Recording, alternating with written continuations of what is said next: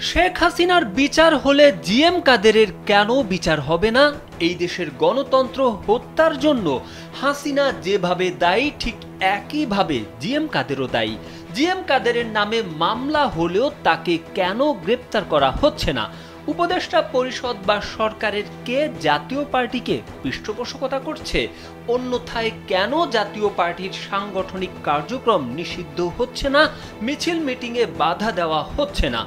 জাতীয় পার্টির মিছিল মিটিংয়ে আওয়ামী লীগ যুক্ত হচ্ছে দাবি করে গণ অধিকার পরিষদের সাধারণ সম্পাদক রাশেদ খান এসব কথা বলেন। তিনি বলেন, আগামী ৪৮ ঘন্টার মধ্যে জিএম কাদেরকে গ্রেপ্তার করুন, অন্যথায় সারা দেশে আন্দোলন শুরু হবে।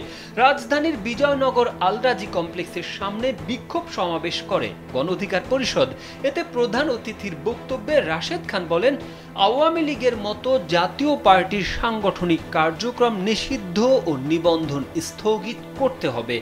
বরিশালে গণ অধিকার পরিষদের নেতাকর্মীদের হামলার প্রেক্ষিতে মামলা হয়েছে।